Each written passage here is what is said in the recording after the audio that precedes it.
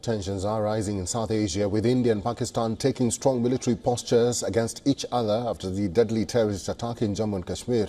Both countries are also ramping up diplomatic efforts to gather support from allies. On Sunday, Islamabad said Pakistan's Deputy Prime Minister Ishaq Dar held telephonic conversation with China's Foreign Minister Wang Yi. According to the Pakistani readout, both sides categorically rejected what they called India's unilateral and illegal actions against Pakistan. This comes close on the heels of Pakistan reportedly working with China to dilute the wording of the United Nations Security Council condemnation of the Pahalgam terror attack. The United Nations Security Council condemnation called for global cooperation to bring those behind the reprehensible act of terrorism to justice. But unlike its 2019 statement after the Pulwama attack that urged countries to work directly with the government of India, this time the Council referred more broadly to all relevant authorities without naming India. Reports suggest that Islamabad was concerned about the direct mention of the Indian government, as it could have hand New Delhi diplomatic leverage on investigation. Now, this comes at the backdrop of Pakistani Prime Minister Shehbaz Sharif calling for a neutral and transparent probe into the Pahalgam attack.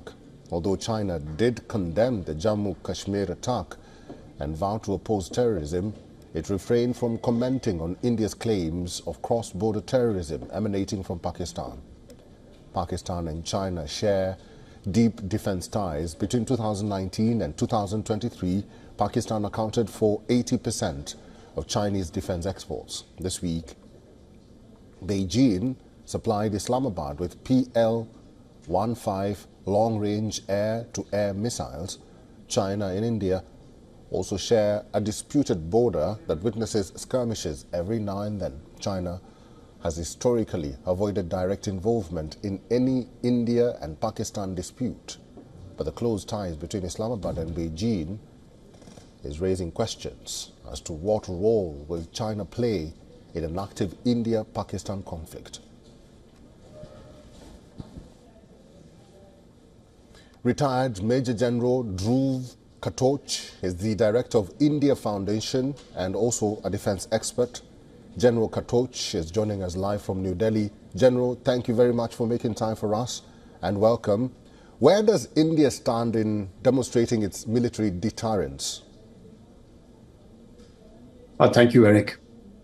Eric, the Prime Minister has been very clear in his message that there will be consequences to Pakistan on the terror attack which they carried out at their behest on the 22nd of this month. Now, as far as military deterrence is concerned, so far, this deterrence has not worked to prevent Pakistan from carrying out cross-border terrorism. They have been continuing with cross-border terrorism for many, many years now. And when we carried out two strikes, cross-border strikes, one was a surgical strike and one was an air strike, we found that the number of incidences reduced dramatically. But since the Balakot strike, the number of incidences of direct Pakistani involvement in Indian affairs and in supporting terrorism has increased. And the latest attack on the 22nd April is a direct result of Pakistani interference. We have that data. We have got absolute proof as to what these terrorists did, how they contacted the handlers in Pakistan, and all that is available with the Indian intelligence authorities. So this time, I think there will be consequences. What shape that will take, we will see. But it is not necessarily confined to military measures. They include diplomatic, economic, political, and other measures. The military option is not ruled out. And there could be a very strong military response, but that we will wait and see as to how that comes about. General, let's talk about the involvement of other countries. India boasts of having the Rafale fighter jets from France. It has the 2 warships at sea. It has military equipment from the US, whereas Pakistan has the backing of China, with Pakistan accounting for 80% of Chinese defense exports. With this in mind, in your view, can Pakistan afford to go to war with India, either militarily or economically? Let me take the economic aspect first. One is there is very little trade between India and Pakistan. Whatever little bit is there has been stopped, but it is totally insignificant.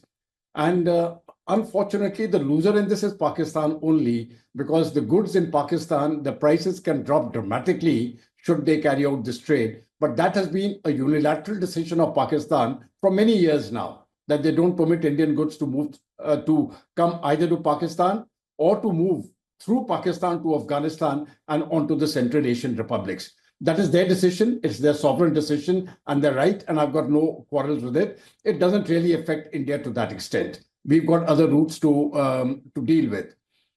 As far as the military is concerned, I think Pakistan is in a very awkward situation, to put it most diplomatically. One, they are facing very severe internal security problems within Pakistan.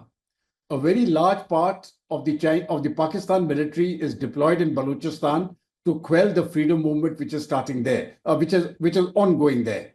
There is also a large amount of force, or the military force, deployed in Khyber Pakhtunkhwa to deal with the Tehreek-e-Taliban Pakistan, which is a terrorist organization targeting the Pakistani state, and that organization desires to convert Pakistan into an Islamic republic. There are movements for independence in Sindh, and Gilgit-Baltistan is also under unrest. So Pakistan is embroiled in very severe internal security challenges across the country. Number two, economically, they are in a mess.